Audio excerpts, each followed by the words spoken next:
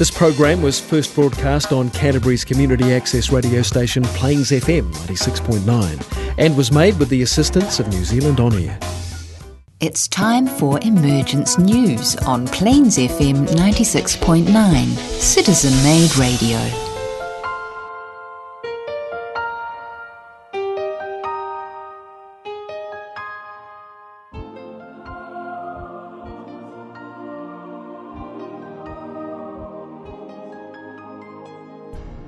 Hello and welcome to Emergence News, coming to you from Plains FM, Christchurch.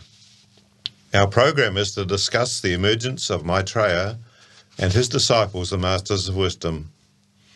We have a great body of work to give an idea of Maitreya's concerns, and this comes from Benjamin Crem's books and also the Alice Bailey Teachings, dictated by the Master DK, or Joel Cool as we know him.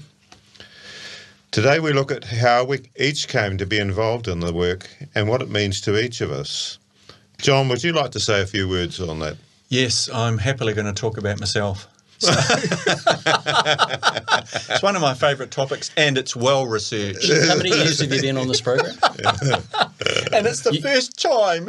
You've been waiting a long time for this opportunity. All right, and can we Nigel, move on so I can get to me? Nigel, what about you? You're going to give us a few words about your history and involved in this work. Yeah.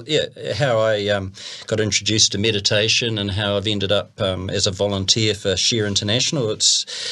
I'm sure that the three of us will illustrate three interesting journeys. Yeah. And the other thing I'll touch on too is if you were listening to the previous edition of Emergence News, we were talking about the impact that young people are making on the planet, not just in the area of economics and education, but politically. And there's a really interesting article that's just been published in the latest Share International magazine. Yes, it's a great source, isn't it, for on that up-to-date subject. Information on the political scene, etc. Yes, well, I came upon Benjamin Crem when I joined a meditation group by a friend of ours, Wanda Morell, here in Christchurch. And although we had the Alice Bailey books, Ben's books are easy to understand and answer all our questions. Our group decided to invite Benjamin Crem to Christchurch, and we organised the town hall for the venue. I think it was the Cambridge room. It was full, about 200 people, I think, and the following night we had a group meditation in the same room. It was very powerful as Benjamin Crem was overshadowed by Maitreya. We all felt the blessings, I think. John, you were there, weren't you? I was just going to say I was right there and I was going to ask you the timings around that. Yeah. What year was this is part of my story as well, this particular meeting. Yes, it's, it was particularly powerful, and some people actually saw things that I didn't see, but they saw more or less the face of Maitreya overshadowing Benjamin Crem. Now, some people have got the beginnings of etheric vision, and I think this accounts for that, doesn't it? And there was a number of other people there that night that went on to form the nucleus of the Christchurch group. Yes. So it was a very powerful evening for me. Yeah. But I'll talk about that a bit later on. Yes, And were you surprised by the public response at that time, Peter? Yes, we were. I mean, we'd sort of done a good advertising thing on it, but it was certainly a lot of people there, and of course the town hall in those days was a great venue for it, wasn't it? And when you say in those days, what year are you talking? Yeah, what year? I can't remember. Well, it was late 80s? 86, 88 it must have been the first one that we bought him out, and then it must have been a couple of years later that we bought him out again, I think. And is that when we had it in your restaurant? Yes, that's right. Yeah, because I returned to New Zealand I've got here in about 88. the second time he came out from England. We had the meeting in our restaurant, the Mykonos. Yeah. And we closed for a couple of nights, and we had a great turnout. And what I particularly liked actually was he's talking about the 7 rays, and he said quite a bit about them. And although I'd come across them in the Alice Bailey books, he said that he'd help us to sort our rays out if we tried to do some work on it. We had to actually give it a fist of working out our rays, and They give all sorts of positive and negative aspects of each ray, and if you look at the negative ones, and those are the ones you hate, that's probably you. So that's how it was sort of. But, you know, you're meant to try and use your intuition, and of course it's difficult if your intuition is not that developed, and none of us are sort of perfect in that area at all. And of course the virtues, well, we're all aspiring in that direction, aren't we? Right, yes. We're not exhibiting a lot of them just yet. Yeah. And so this is how it really worked. But so I love to study the rays even today. And but he did confirm my rays, which gave me help to work out rays for other people I know and that sort of thing. So the 7 rays, of course, are the source of all the energy in the universe, and in our particular solar system, the rays come from the stars of the Great Bear, and they come via the Pleiades, via Sirius, via our own sacred planets in our solar system, and then into our planet, and through our own particular god, Sanat Kumara, and through the hierarchy, which includes the Buddha and Maitreya. And just on the rays, Peter, when we talk about the conflict and the unrest and the upheaval that is going on throughout humanity globally at the moment, we're actually talking about the clash of 2 significant rays. We're talking about the incoming 7th ray at the moment, aren't we? Yes, that's right. Yes, the age of Aquarius is 7th ray. Yeah, and the outgoing ray, Pisces, is ray 6. And, which has been the dominant ray for the last 2,000 years? Yes, correct. Yes, it has. And, you know, they are very strong rays, both of them. And so hence we have the conflict. And interestingly enough, America, who hates Russia at the moment, has a 6-ray personality, and so too does Russia. And so you can see like attracts like or dislike. The mirror image of each other.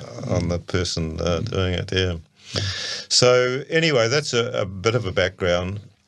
And although I'm a carpenter and builder, I've had 15 years in restaurants. I have spent many years actually talking to people on all sorts of subjects, but not a lot want to talk about spiritual things.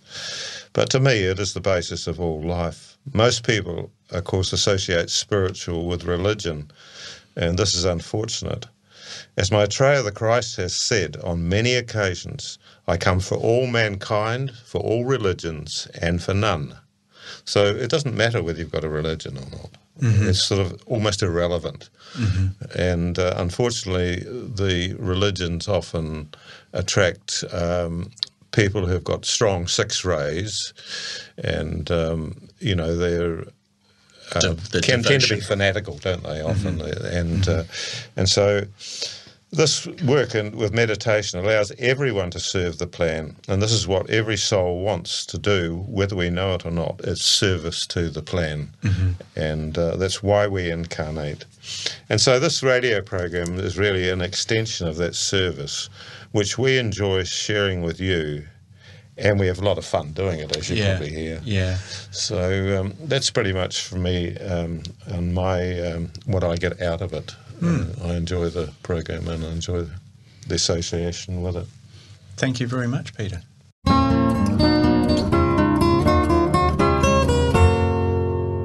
Now, John, your turn. What have you got for us? Thanks, guys. So I picked up on this idea we've been talking about for a couple of programs now about what's in it for me. You know, there's the Maitreya stories, there's this emergence, what's in it for me? So I guess my background is I got introduced to the spiritual life while I was travelling overseas in the mid-80s. And I started watching a channeled entity called Ramtha, who came through a woman called Jay-Z Knight. Oh, Ramtha? Yeah, Ramtha, yeah. So yes, I've seen some of those videos. I was just staggered by it. I didn't stay long with Ramtha, but I was staggered by what I saw, and it got me really thinking about what else is out there.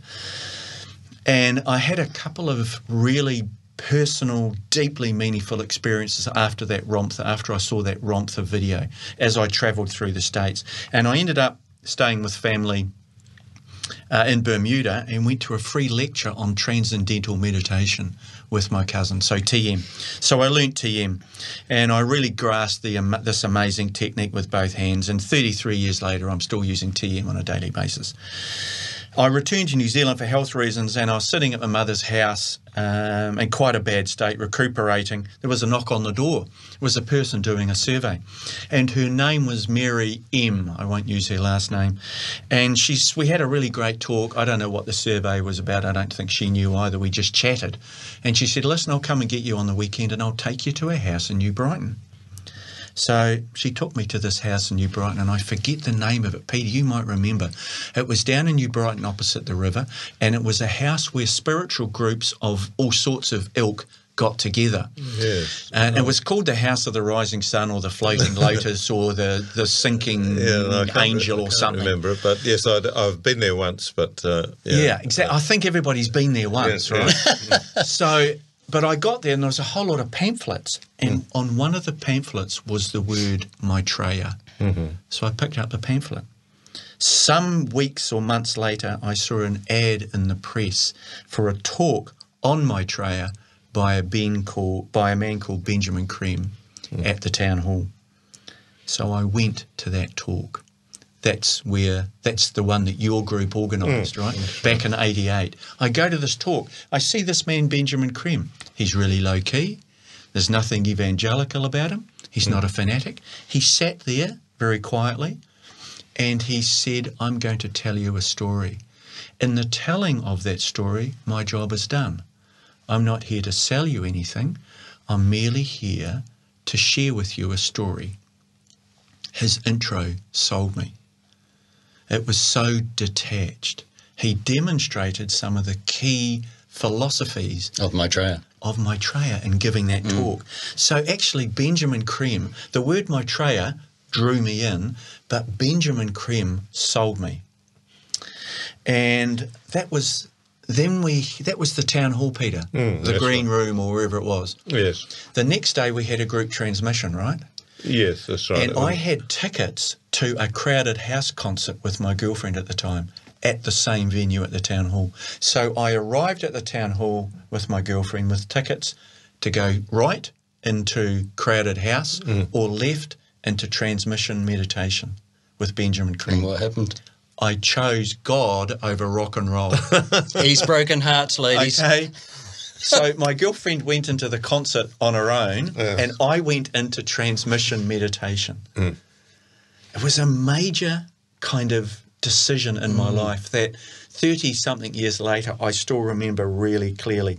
And I met Wanda, and we went to the restaurant, which must have been the second visit. The second visit, yeah, it was probably a couple of years later. And then I must have started transmission after that town hall. I remember going to Wanda's place. I remember the poodles. Wanda had about 6 poodles. Yeah, something like that. And we had transmission at her house. Benjamin Creme came to her house one night after a talk, and we sat around and talked to Benjamin Creme, and I was just absolutely sold. So how long did he stay in Christchurch? Oh, he was only here for a few days, wasn't he? I mean, I can't remember exactly. I would say 3 or 4 days, probably. That's about all. And it was the start for me. And then I picked up a Benjamin Creme book, and I'd read kind of some spiritual stuff, but I found Benjamin Creme absolutely readable, and that's the point you touched on, Peter, that he's consumable in a very simple and amusing language.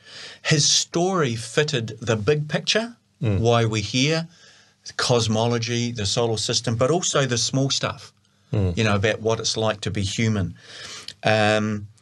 I like his take on the macro and the micro.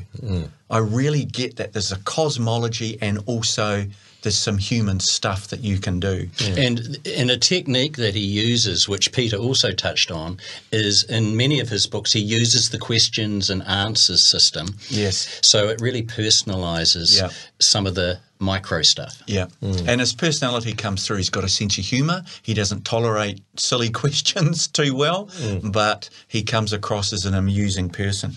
So I was doing TM. I then started picking up transmission regularly, and transmission was a revelation because it is very powerful. So I still do TM daily, still love my TM. It's a good daily practice, and I do the group meditation as well. I do Te Cloti water every day. right? We've talked about Decloti water on this program, the tablets. I do the prayer for the new age every day. I use Maitreya's hand every day. We've talked about the hand, and Maitreya's hand that's available. Honesty, sincerity and detachment has real meaning for me. That teaching around that has real meaning. It's taught me ownership of my behaviour. It's taught me that I'm a soul in incarnation, I'm not the vehicles. And I find that a really satisfying thought pattern to think about. It's taught me the nature of the human. It's got some great ideas. Benjamin Cream's got some great ideas about how to deal with your wandering mind, how to deal with repetitious thoughts. He's got some great ideas on how to deal with controlling the vehicles. It gives me a sense of value in my life, being involved in the emergence, being involved in this story, talking to people about this story. It gives me a sense of purpose. Because we need that big picture, don't we? Yes. Well, I do. Yeah.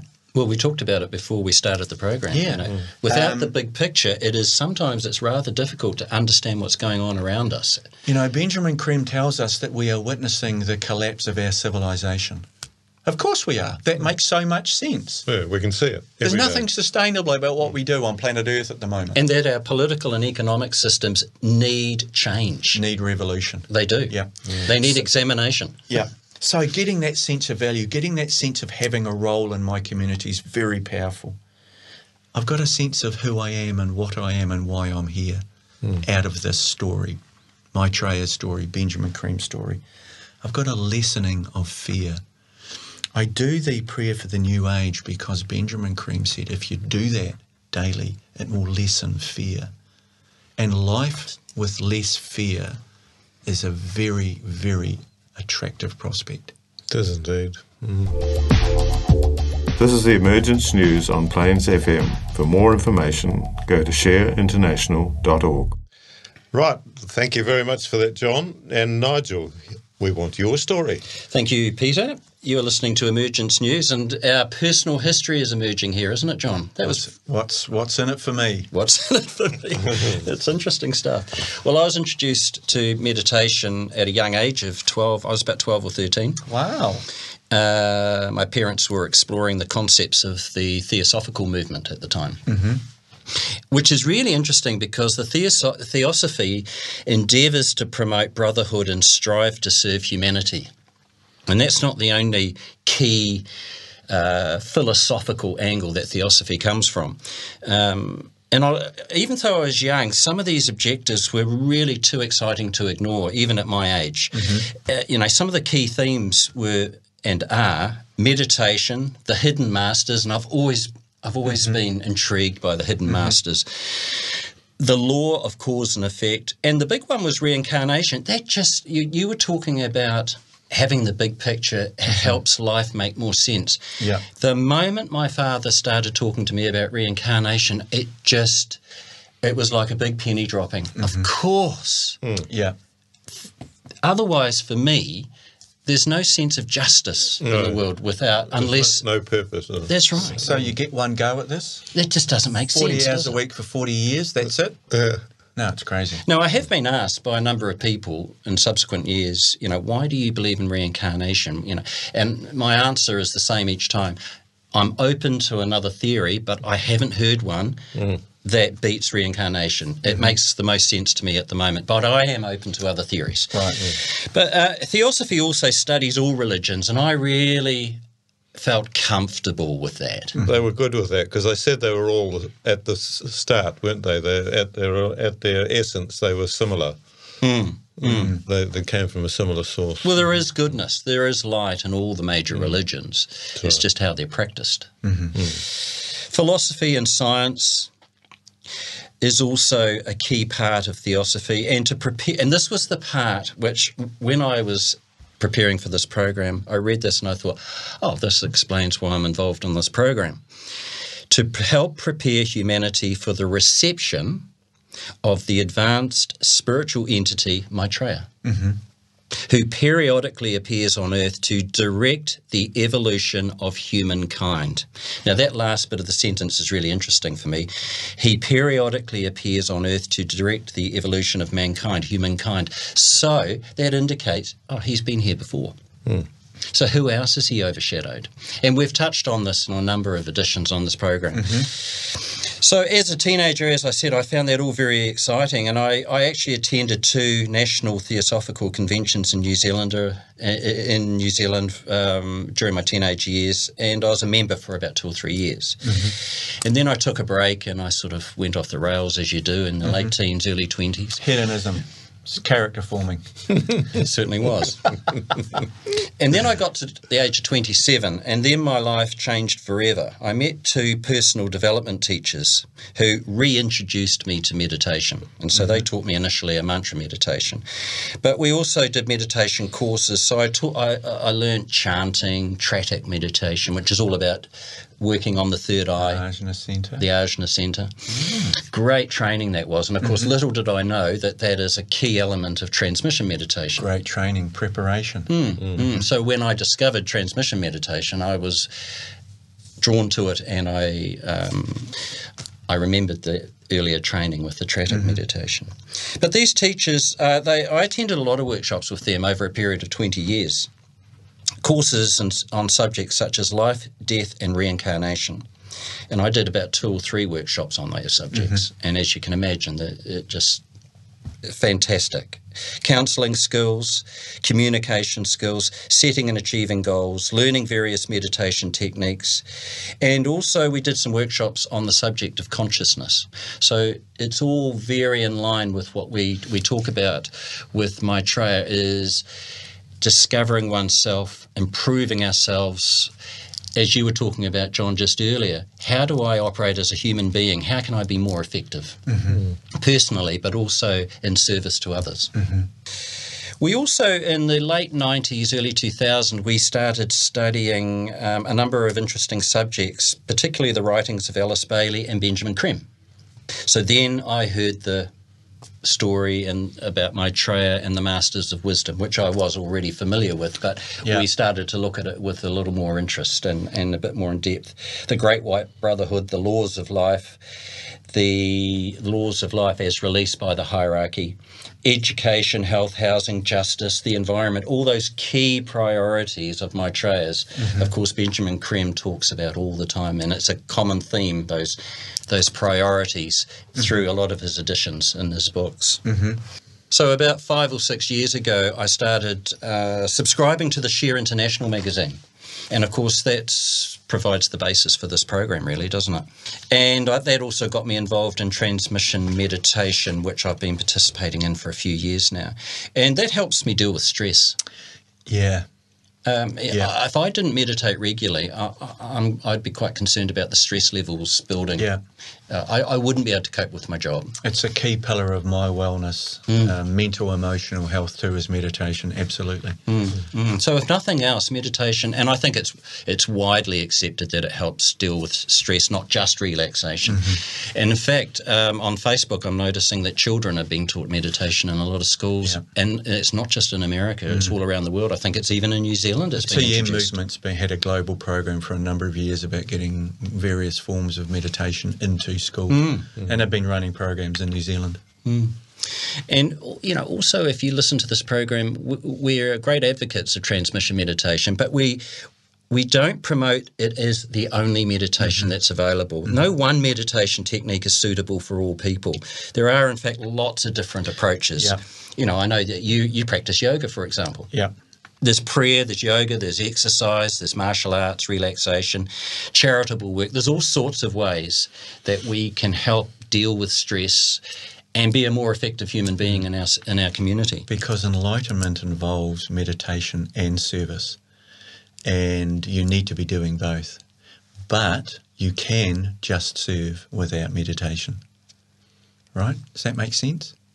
And service is the key. That's the key, isn't it? Yeah. And so you can be meditating, but if you're not expressing that soul energy through service, that could be problematic. Yes. So service is the primary That's the service of the soul's push. Yeah. I think that one of Maitreya's most important messages is this one.